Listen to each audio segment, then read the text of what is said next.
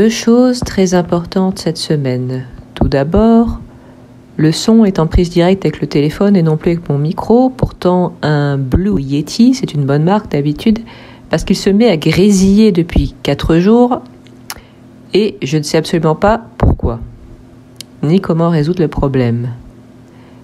Mais il y a pire. Si vous avez essayé d'aller sur mon Instagram, vous ne l'avez sans doute pas vu et voici pourquoi. Le 17 avril au petit matin, j'ai appris que 2 de mes comptes, dont celui de Teresa Burton Compte, avaient purement et simplement été suspendus. Puis, dans l'après-midi, que celui de Teresa Burton Compte a été désactivé. Et pourquoi ? Parce que je m'en serais servi pour, je cite, contourner les restrictions liées à notre compte. Sauf que je n'ai jamais fait ça.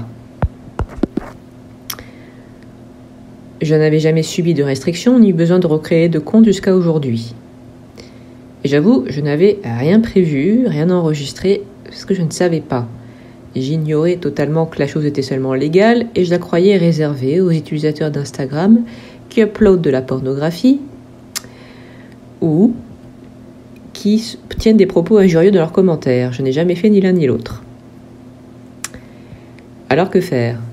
J'avoue pour l'instant, je n'ose vraiment pas recréer de compte parce que je ne sais pas ce qui a été motivant pour le désactiver ainsi complètement. Je ne sais pas, donc j'ai peur que ça recommence. De plus, ça va me prendre sans doute vraiment très longtemps avant de pouvoir le recréer au niveau qu'il était d'avant. Même s'il faut que je le fasse, ne serait-ce que pour que vous puissiez voter. Donc déjà que ceux qui suivent n'hésitent pas à se réabonner dès qu'il y aura de nouveau un compte. Je vous le dirai bientôt, dès que possible. Ensuite, je ne sais pas si ça aboutira au même nombre. Vraiment, encore une fois, je n'avais absolument pas pensé à enregistrer la liste des abonnés. Mais c'est quelque chose que je ferai et surtout que je vous recommande de faire. Parce que non seulement ça peut arriver du jour au lendemain, on n'avait envoyé aucun avertissement, mais aussi parce qu'apparemment il n'existe pas de recours ni de moyen de demander des explications. C'est comme ça et puis c'est tout. Donc c'est pour ça que je vous suggère, même si vous êtes toujours tenu à carreau, n'avez jamais rien fait de problématique, de surtout bien enregistrer toutes vos données si vous deviez reconstituer entièrement votre compte Instagram du jour au lendemain. À bon entendeur.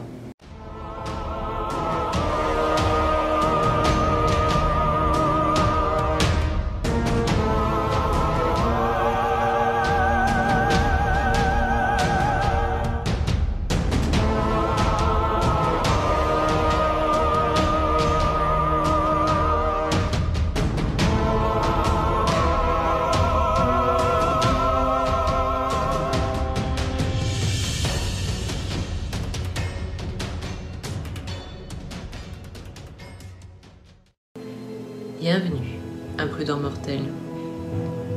Voici 15 jours, j'évoquais avec vous le cas des voleurs de reins. Alors, sur YouTube, tout le monde m'a dit que cette histoire était fausse. En revanche, sur Instagram, vous étiez plus nombreux à la voir comme vraie. Disons que pour cette fois, YouTube a raison, mais Instagram s'est trompé. En effet, cette histoire est bel et bien fausse. Elle remonte aussi loin que 1991, paraît-il. Et d'ailleurs, le personnage principal n'est pas toujours un homme, ni un touriste. Il peut s'agir d'une femme, et parfois aussi, ce protagoniste peut être tout simplement étudiant. Il ou elle n'est même pas obligé de se trouver à l'étranger d'ailleurs. Il existe une variante très connue qui situe l'histoire à Las Vegas. C'est peut-être encore plus inquiétant.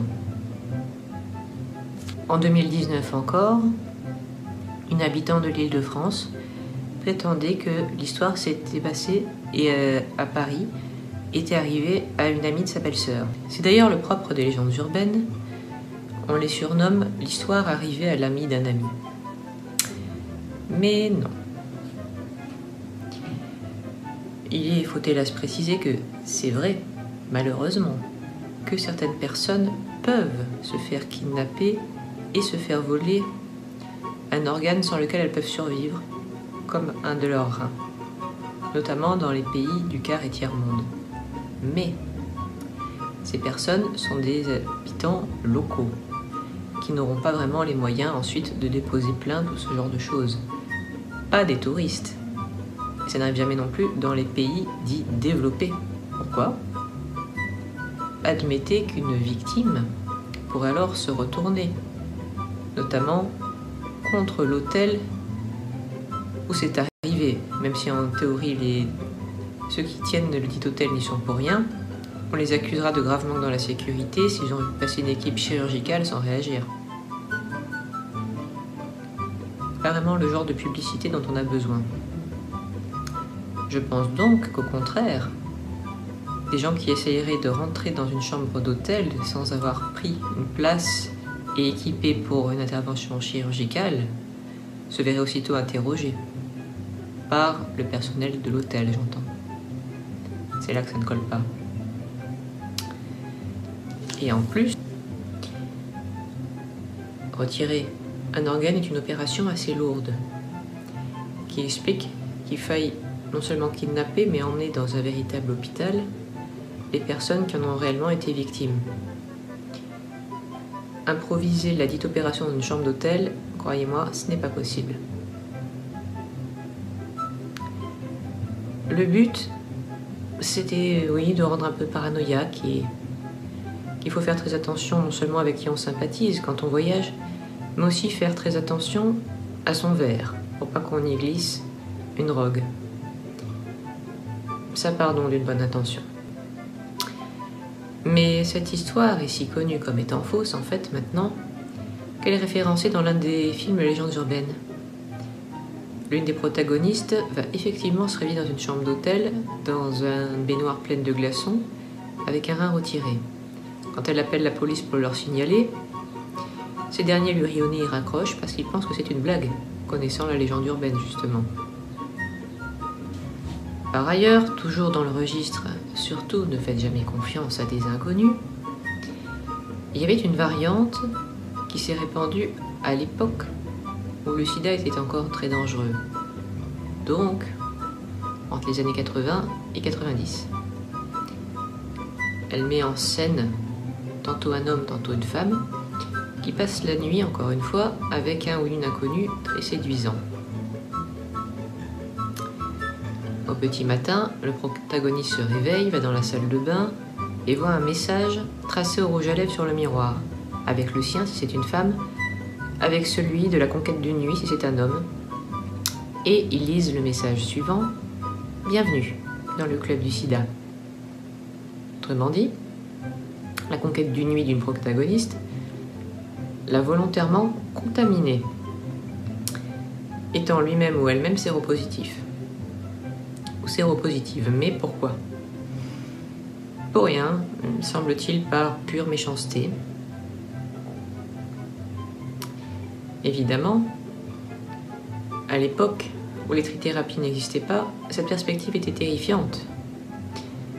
On disait toujours: oui, on ne sait pas qui est infecté, mais souvent la personne elle-même ne le savait pas.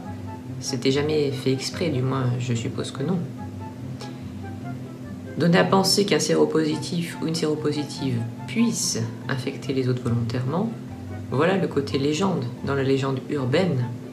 Et à ma connaissance, personne n'a réellement fait cela. Donc si on la raconte, vous saurez que c'est comme pour le rein volé. Ça ne s'est jamais produit. Comme je vous l'ai dit, il y a de très nombreuses variantes. Mais je me souviens que j'avais regardé la version que je vous racontais, en particulier, encore une fois, dans l'émission Légendes urbaines.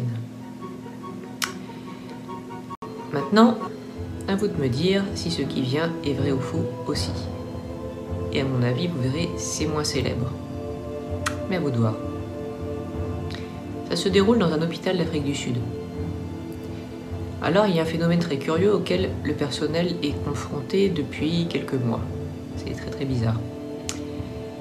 Ils ont une grande salle dans l'hôpital où ils regroupent les malades ayant besoin de soins urgents. L'un des lits, au fond à droite, est vite surnommé le lit maudit. Pourquoi? Eh bien, parce qu'il a une petite particularité. tous les vendredis matins, le ou la patiente qui s'y trouvait, si jamais c'était occupé, est invariablement retrouvée mort ou morte. Peu importe son état de gravité, ce de quoi il ou elle souffrait, toujours on le retrouve mort ou morte. Donc ça, forcément, il y a une petit vent de panique qui se lève et le personnel hospitalier se demande ce qui se passe. C'est même dans la presse. Les gens se disent « Ah, il doit y avoir une malédiction quelconque sur le lit en question ». Les patients qui arrivent à l'hôpital ou les familles des patients demandent expressément à ne pas se trouver là. Et on commence à faire une très mauvaise publicité à cet hôpital. Très vite, les dirigeants du dit hôpital en ont assez, se disent « Voyons, tout cela ce n'est que des histoires ou des coïncidences. Le lit ne peut pas être maudit, c'est impossible. On va établir une surveillance pour voir. » Donc, 3 semaines de suite, des infirmiers et infirmières se relaient, assis près du fameux lit maudit, toute la nuit du jeudi au vendredi, et ils montent la garde. Ils surveillent le malade et ses équipements. Eh bien, à chaque fois, le patient passe la nuit. Au petit matin, rien, les patients sont toujours en vie. Bon. Les dirigeants de l'hôpital concluent à la coïncidence, et tout va bien, c'est reparti. Seulement, dès la prochaine fois que le lit est occupé pendant une nuit du jeudi au vendredi, le matin, le patient est décédé. Et ça recommence. Là, c'est à ne plus rien y comprendre.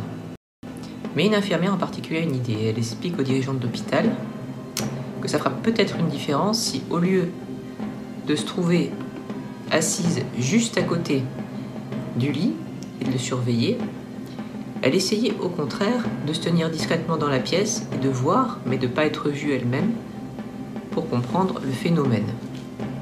Les dirigeants ne voient pas trop la différence, mais ils disent bon, on n'a rien à perdre, essayez.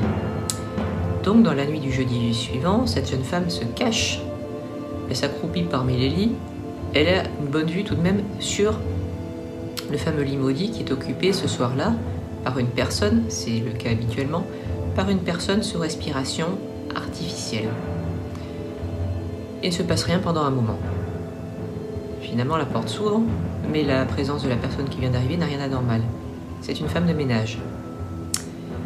Elle fait son service toutes les nuits du jeudi au vendredi, et à cette heure-ci, elle a l'habitude de passer par cette salle pour y donner un coup de cireuse. Je ne sais pas si vous avez déjà vu une cireuse.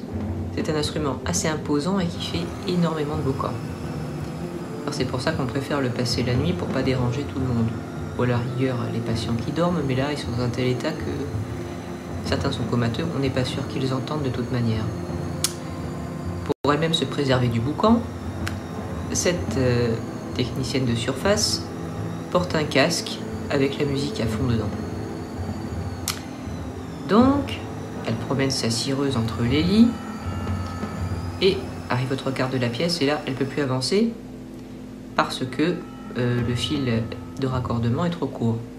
C'est habituel pour elle, apparemment.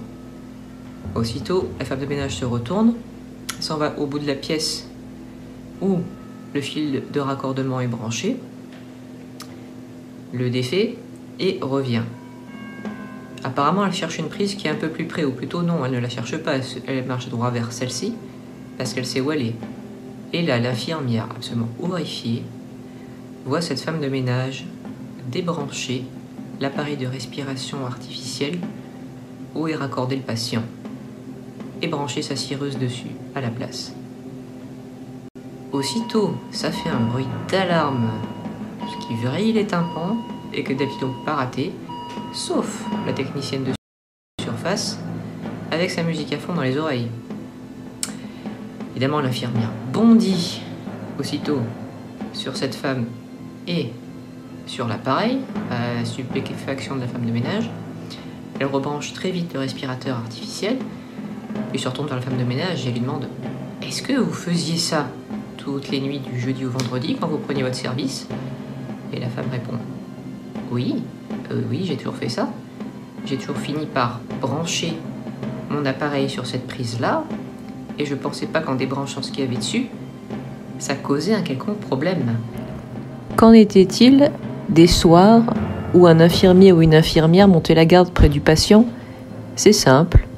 En le voyant de loin, la femme de ménage n'osait tout simplement pas le ou la déranger. Donc, ces soirs-là, elle ne passait pas la cireuse dans cette salle et ça expliquait pourquoi il n'y avait pas eu de mort ou de morte ces jours-ci.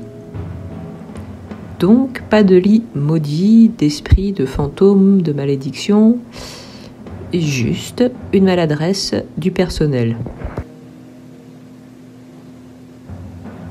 Mais cette histoire est-elle seulement vraie?